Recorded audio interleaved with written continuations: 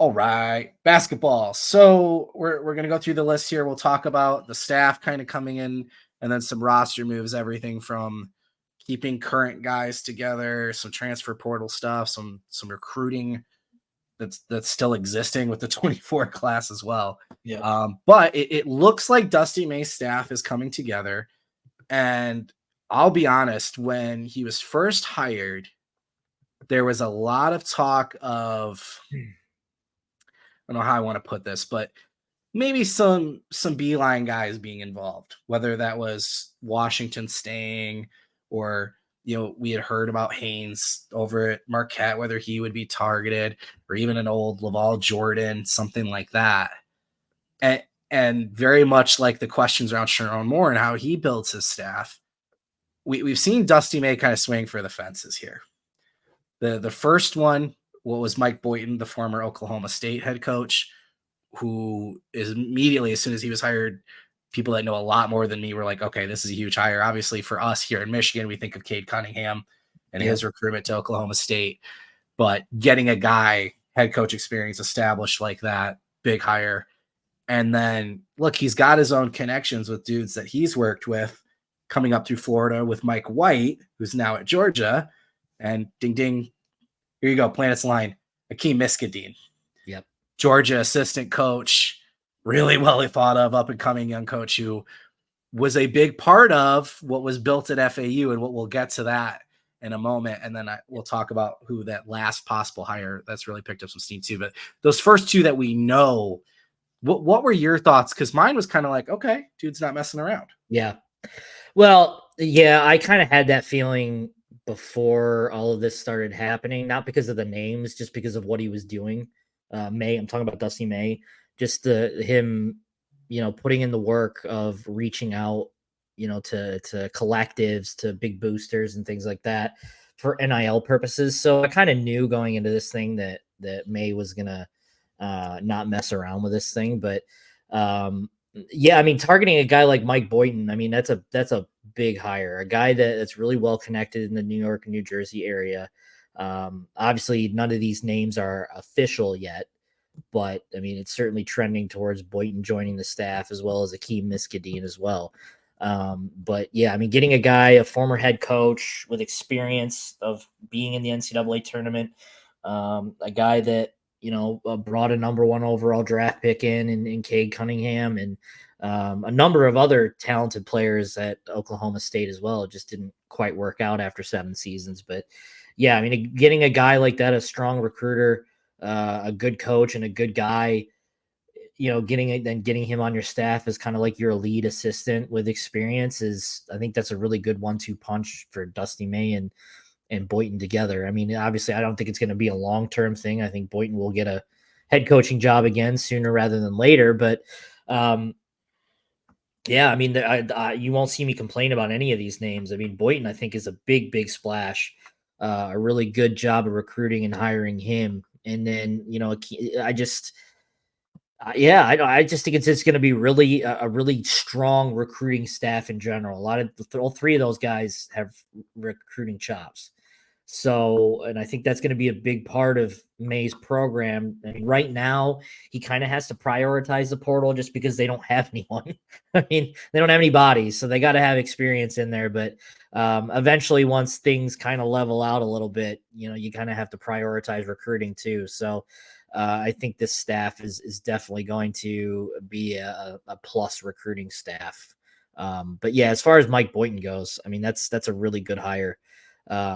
And yeah, I can't really say much, any bad things about it. A strong developer, strong recruiter who has a lot of ties all over the country. So there's nothing wrong with bringing in experience. And, they did just that with Boynton.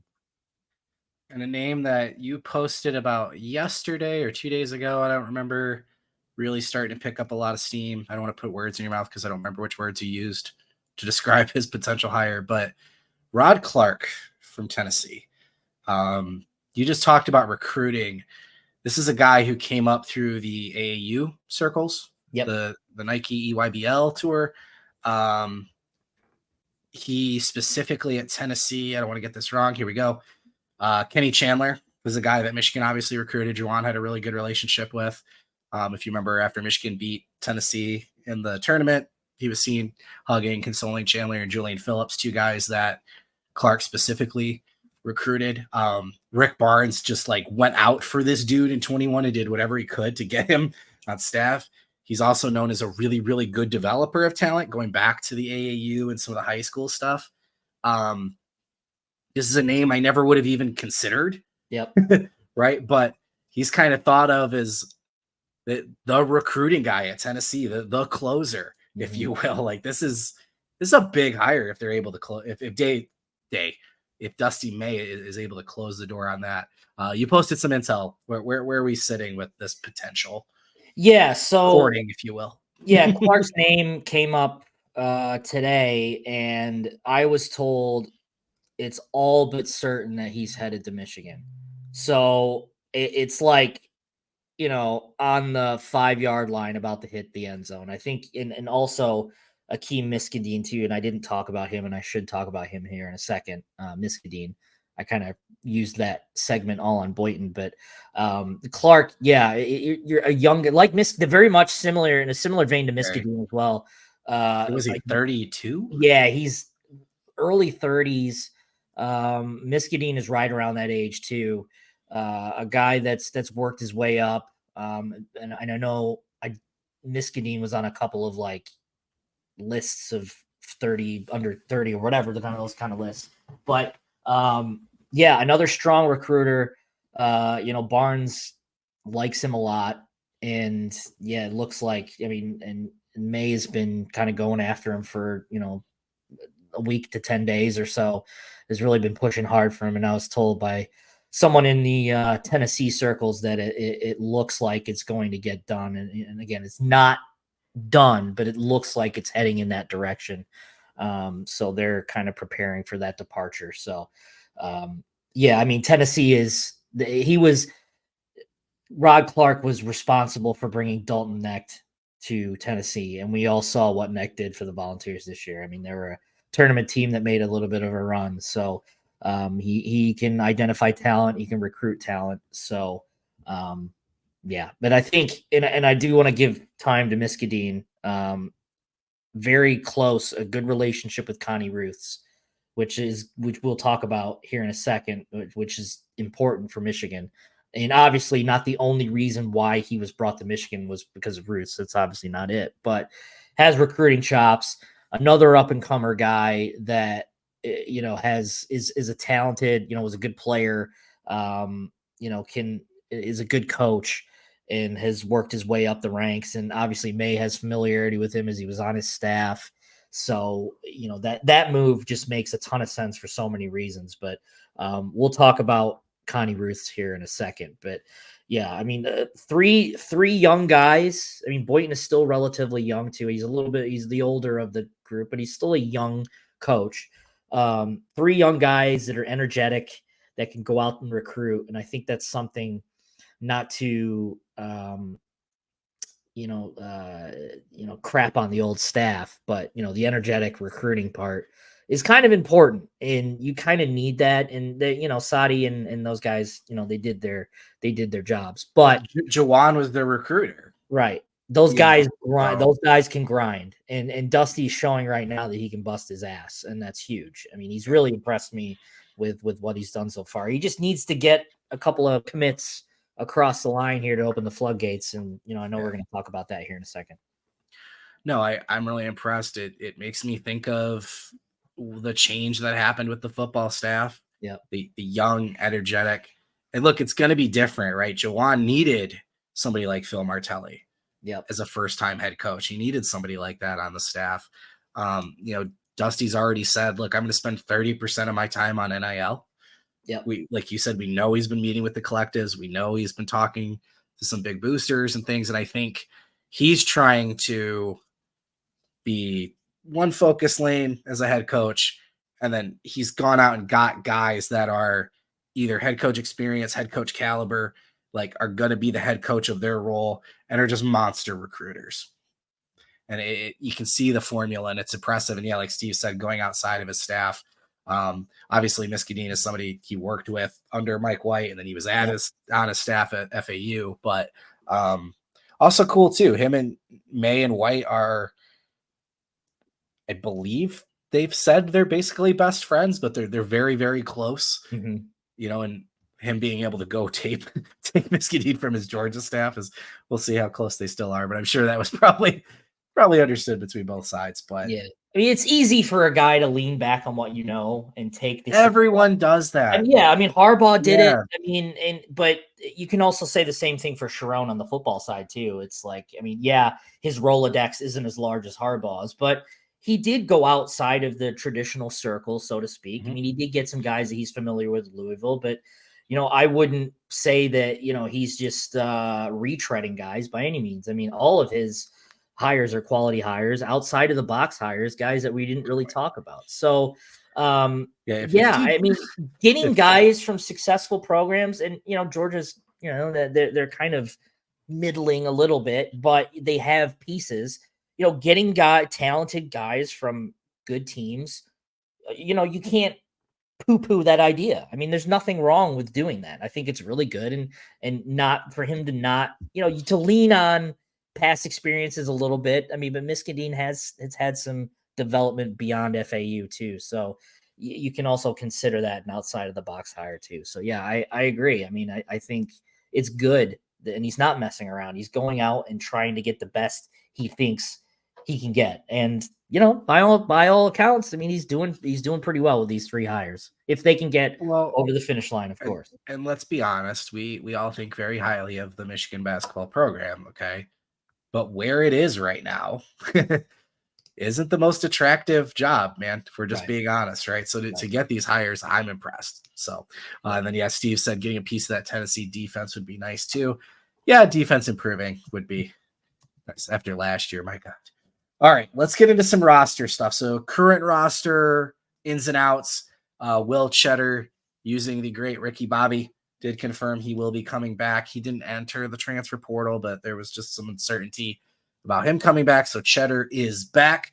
Doug McDaniel transfers to Kansas State. Not a huge shock there. Jerome Tang pulled out of the Arkansas search, I believe, but that was out there for a little bit. So that could have got interesting. We said after the whole academic thing, I did not see a path back for Doug. No way. That continues to be the case. We weren't sure about Terrence Williams, what he would do. He put out an announcement that he was declaring for the NBA draft, and then also entered the transfer portal.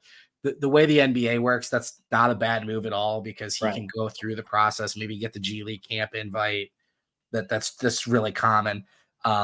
Still, I guess we'll see, but that feels like a return to college and maybe not Michigan. But nothing new with Terrace Reed. We'll get into this in a second with some of the guys they're targeting. Again, I continue to feel like they're going to go a different direction there, so it doesn't seem like he's going to have a path back. But Cheddar coming back, I think that's a huge piece. I think when the team was in really, really low moments last year, he consistently showed effort. I'll just say he looked like he gave a damn, right? I think getting him back at worst in a similar role, 10 to 15 minutes off the bench, a good spark guy. I think I don't have an issue with that at all. He's a guy that really seems to love Michigan and did not have fun this last year. Yeah. Like anybody, but he showed effort at all times on the floor. So. Yeah, exactly. I don't really have much thoughts on the current roster as a whole right now. I mean, yeah, you're gonna get 2 guys. Yeah, right. You're gonna get Cheddar returning, Jace Howard maybe returning, but yeah, God, that would be funny. Yeah, getting Cheddar back is a good move, and I think it's a big win for Dusty May. I mean, you got a guy that probably considering who Michigan is in terms of transfers, you're probably looking at like a 6th or 7th man type of guy, but I think that's the perfect role for him.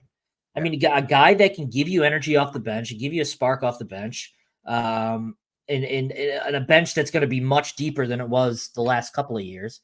So I think that's important. So getting him back is a really good thing.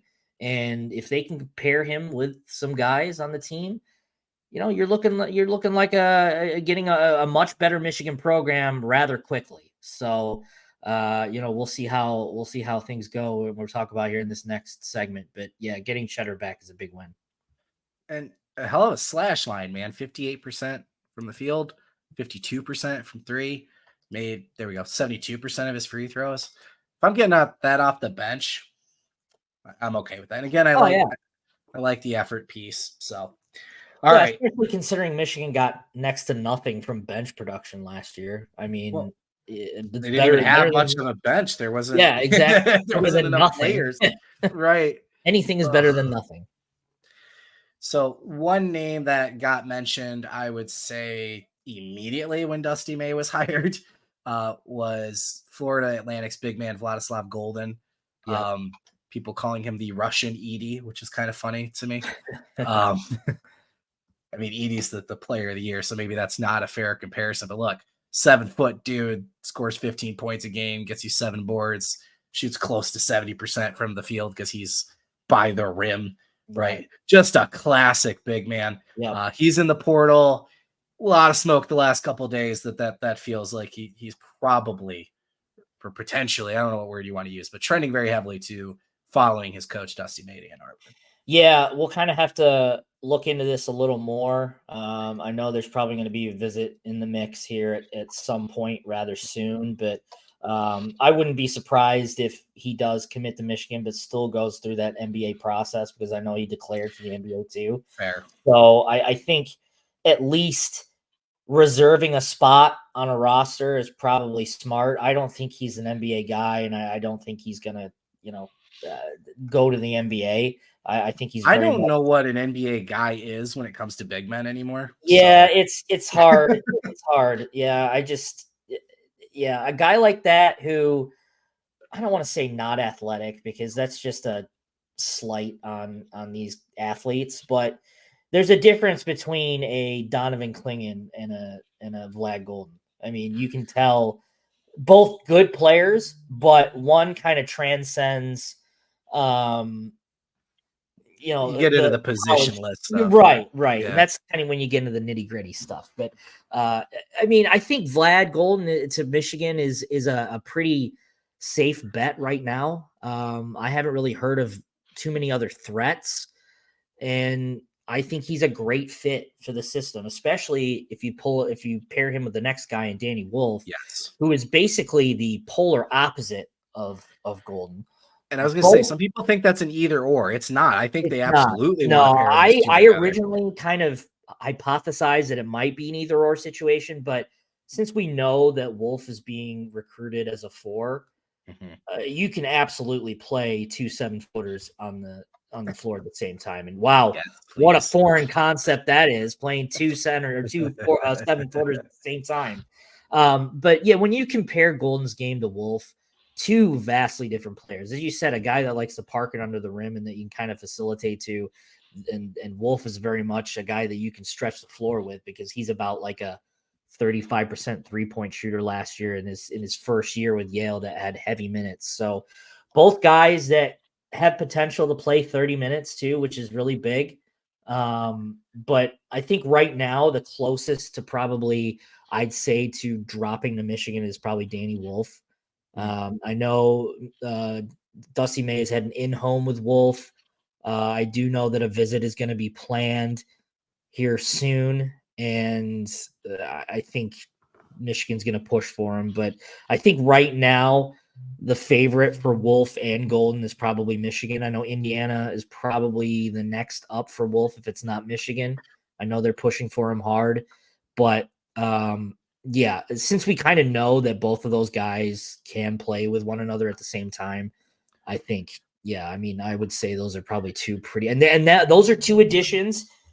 You don't have to worry about your front court after that because you got Cheddar in there too. I was just going to say that rotation of those 3.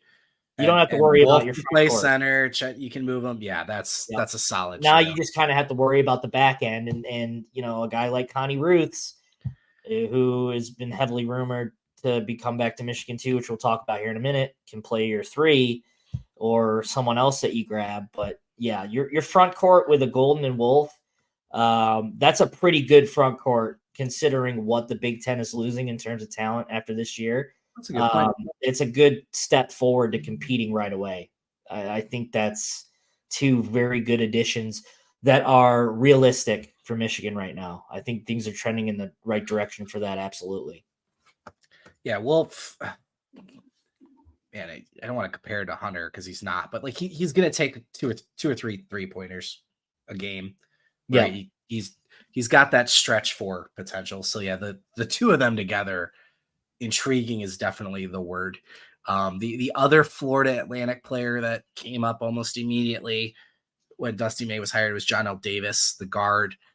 This is another dude that just, I mean, obviously it makes a lot of sense because he just came from May's scheme, right? But shoots 48% from the field, 42% from three, 85% free throw, gets 7 rebounds as a guard.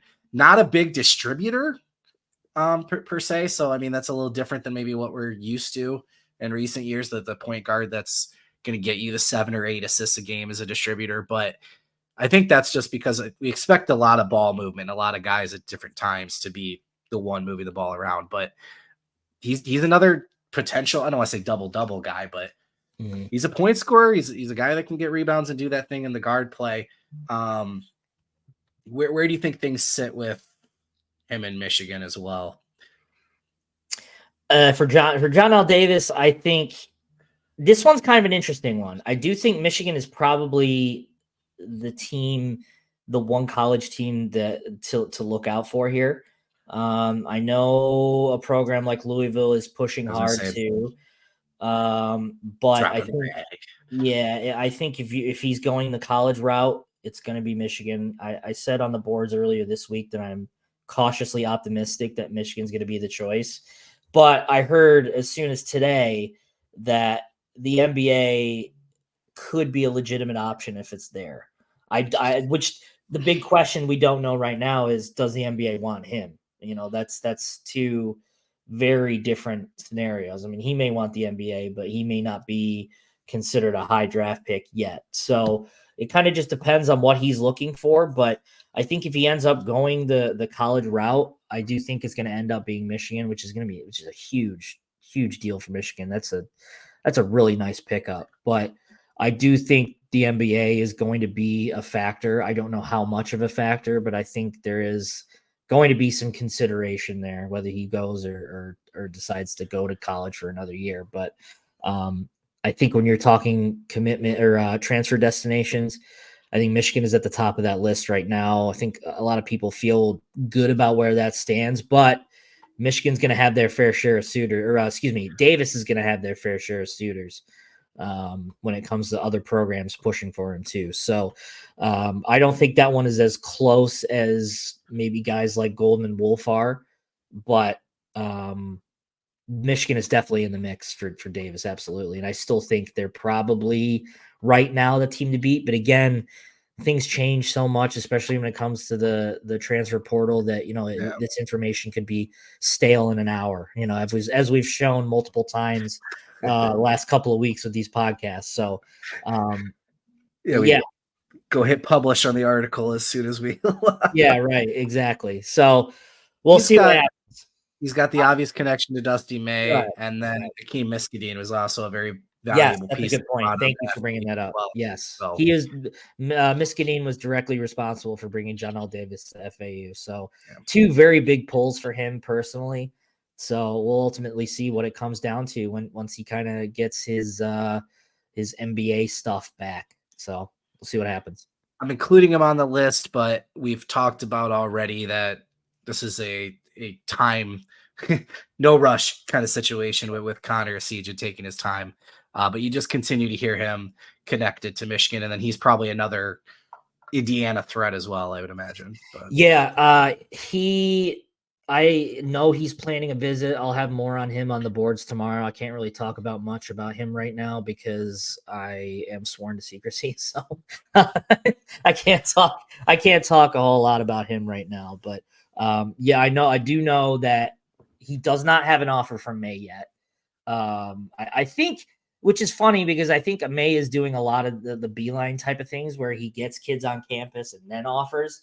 because that way you got a guy that wants to go to Michigan. Obviously, we're very aware that Esiason wants Michigan, but I do know there's a visit planned here in the next few days, and that'll be telling the direction of where this goes. But I do not expect him to sit on an offer if he gets it. I mean, I would be very surprised if he left campus without an offer. I feel like that'd be wasting both May and Esiason time. But it kind of feels like a matter of when, not if. So when the offer happens, we'll kind of see what that layover is between an offer and announcement. But I find Michigan very hard to beat if they offer Esiason on his visit. I mean, he has visits set up elsewhere too, and has his suitors, but I think Michigan is the team that he wants, and I think he'd be more than happy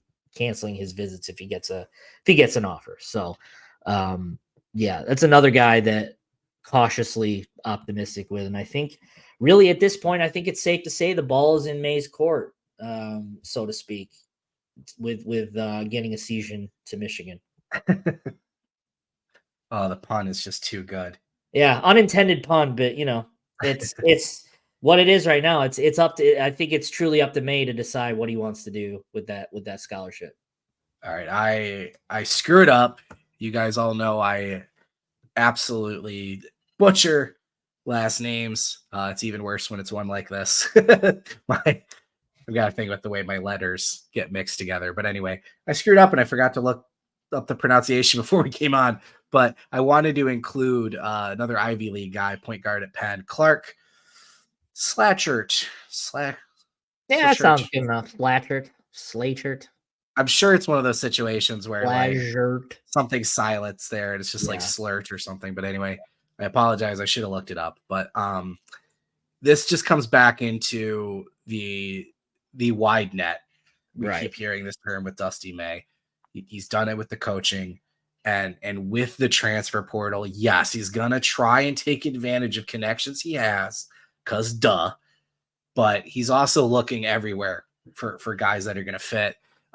He's got a lot of seats to fill, and hopefully none of them are empty come season time. But Clark's a smaller point guard, a guy that shoots above 40% from three. He's interesting to me because his list of final 8 teams has a Utah State, a San Francisco, a Davidson, but it also has UCLA, Cal, Michigan, and USC. So just an interesting piece, but I wanted to include him because, again, it's just somebody else Dusty May is getting involved in that's mentioning Michigan. So I misspelled. Yeah, Golden is D-I-N, not D-E-N. Right. That was probably an autocorrect, if anything, to be honest. But yeah, fair enough. Yeah, all right. At least I could pronounce it. Yeah, that's true. Got that going for you.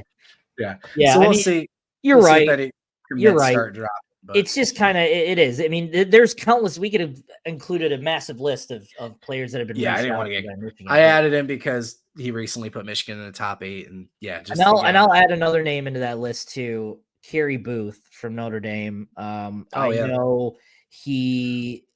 I've been in a message from his dad. He said that they are planning a visit, but they don't have a date set. So there's no, I mean, I don't know how serious that, that recruiting process will be. Obviously you got to have a visit set to, for it to be really serious, but for Kri Booth, Notre Dame transfer, probably planning on visiting Michigan, but does not have a day set up. So, that could probably can turn into not visiting or absolutely visiting. So we'll kind of see, where that goes. So the portal is going to be a big piece. And then obviously I'm with you. I feel like once 1 or 2 fall in, we're going to see a floodgate kind of situation, but there's still work to do. There was work to do while Juwan was still here with the 2024 class. Mm-hmm. The one I did not include on here was Christian Anderson.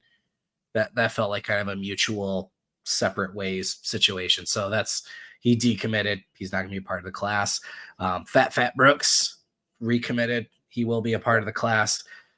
Ruth's was interesting because, like I said, work still to do. He hadn't signed his national letter of intent to begin with as a commit to Michigan. Decommits once Juwan's let go. May comes on. Optimism at this point is pretty high that he will end up at Michigan. The second school, or the school that seemed most likely with him back in the cycle, was Georgia. You already mentioned this. His lead recruiter at Georgia was Aiye Miskadeen.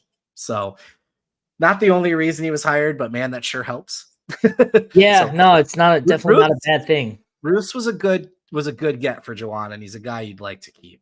Yeah, absolutely. I think it's absolutely a guy you'd like to keep, and it was a good get by Juwan to get him in the first place. But I think the big thing with Ruth's is that he was likely going to commit to Georgia and Miskadeen in the first place. But I'm trying to get my details correct, but I think they took someone else instead of Ruth's, so that kind of played his hand into committing to Michigan. Well, now circle back. I mean, May's been going after him hard. I know May was recently at a IMG practice in Indiana recently, watching him play.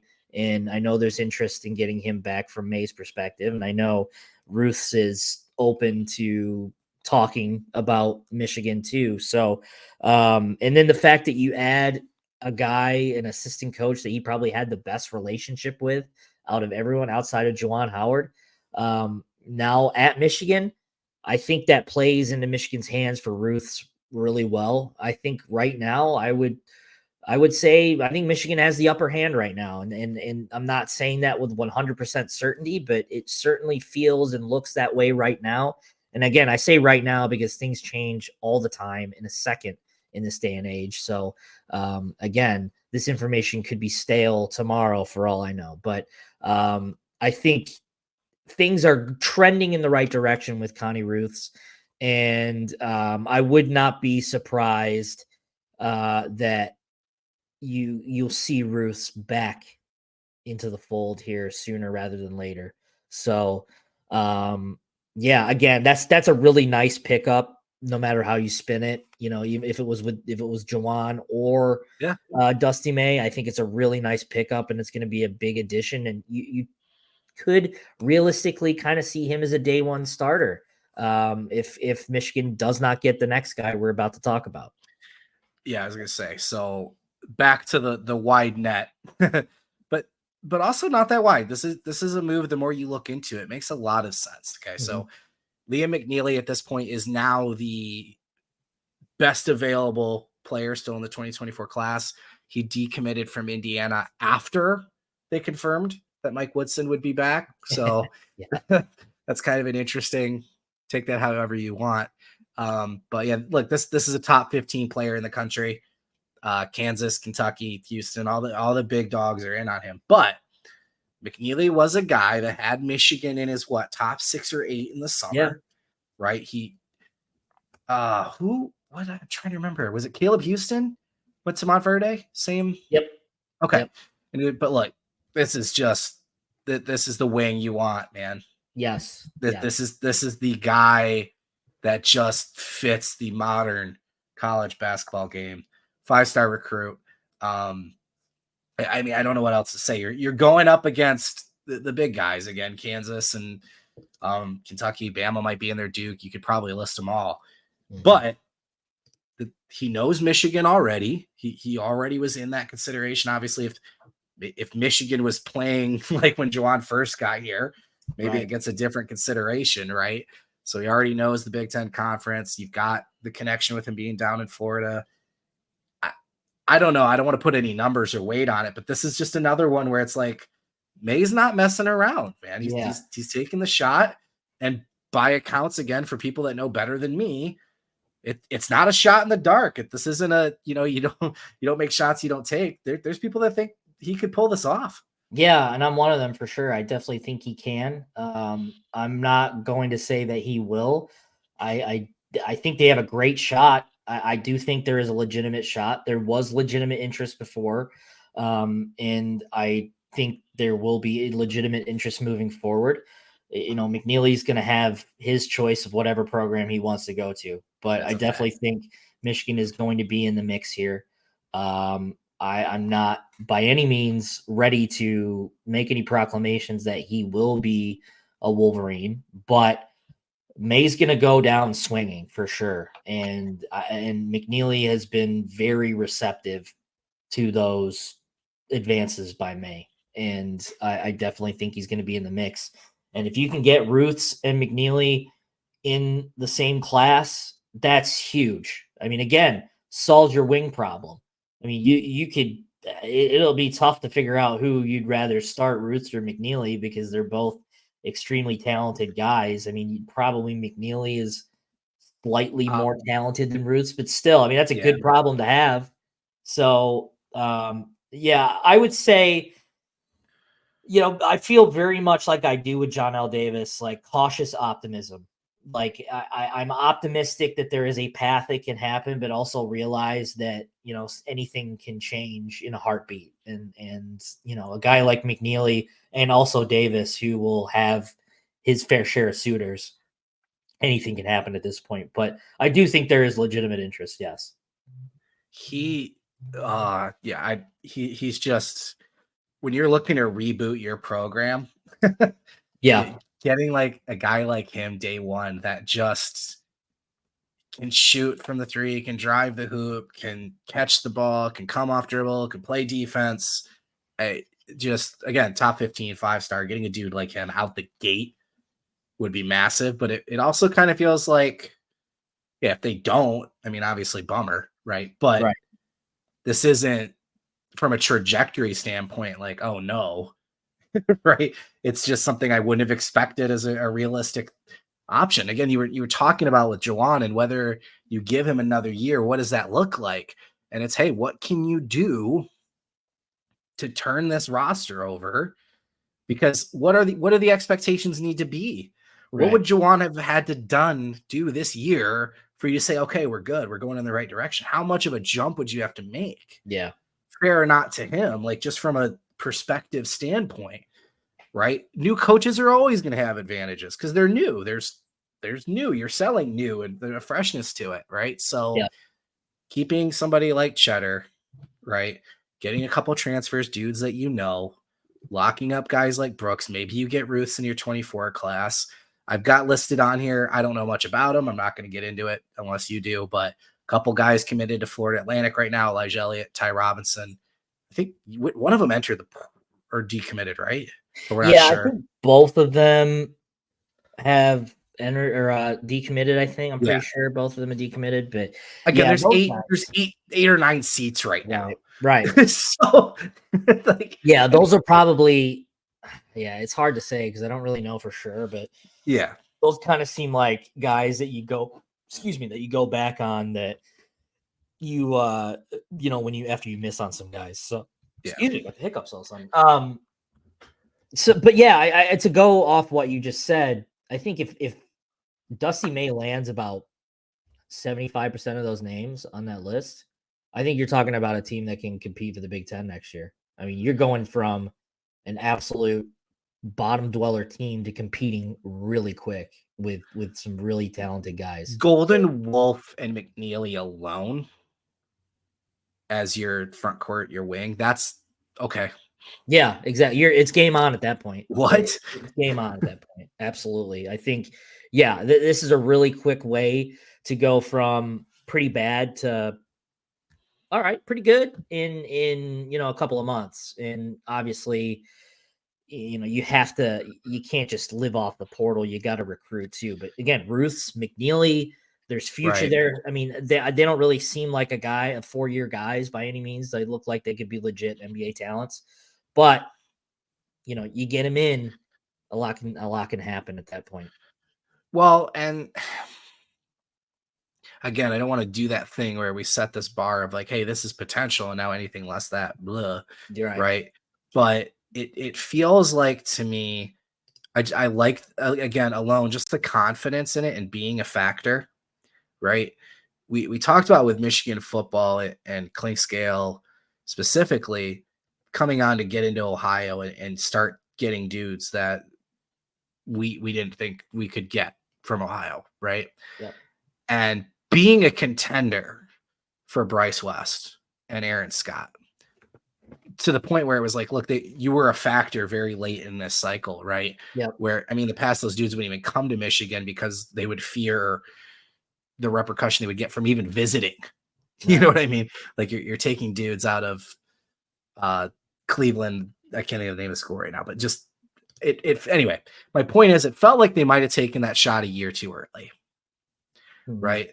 Now there's some value to making your competitors work, right? We've talked about that, where if Bryce West and Aaron Scott used to be locks for me and now I'm dedicating resources to fight you off, that's a win either way because it's resources I've taken from somewhere else, right? Yep. But you're in contention for somebody like that now. Maybe Galloway's coming, right? There's a Cleveland, Ohio corner, right? Like I said, it felt like maybe it was a year early, but that's what you do when you've won for 3 straight years, beat Ohio State, blah, blah, whatever. Mm-hmm. In basketball, you don't necessarily have to wait that long, and sometimes you can't. Mm-hmm. Right? So, like, he's got to start taking those shots from day one, because to your point, he could be gone after a year anyway. Right. But like, you have to start being in contention for these kind of recruits with a McNeely from the jump. You're lucky you've got a couple dudes at Florida Atlantic that are really, really good and feel like they could be a fit coming in. There's some known relationship with the Seagen, right? Like there's some of that stuff exists. But hey, to Dusty May's credit, we'll have to see the results in the short term and then obviously the long term, because we're going to have to figure out what's sustainable, right? What kind of program is this going to be? Is it going to be a constant transfer portal top recruit? You know, we saw, I mean, Juwan had the number 1 class one year, right? Yeah. Obviously didn't work out with Houston and Diabate, but it's such an interesting world. So, but from the start, I think Derek said something. It's nice to hear some positive Michigan. Yeah, there's just anxiety gone. It's good to be excited about a new era. Yeah, he just needs Dusty May just needs just a couple of names to get over the finish line here to really get some momentum, and the same goes for Sharon too. I mean, they're working on recruits and all that stuff. It's happening. They just kind of need a couple to get over the finish line, but you know, the names that you're hearing that are, you know, that could come over the finish line are strong names too. So they just need the drop. So I think, you know, it just get a couple over the finish line, get a couple of, you know, warm and fuzzy thoughts out there and not just selling hope. And you're rolling.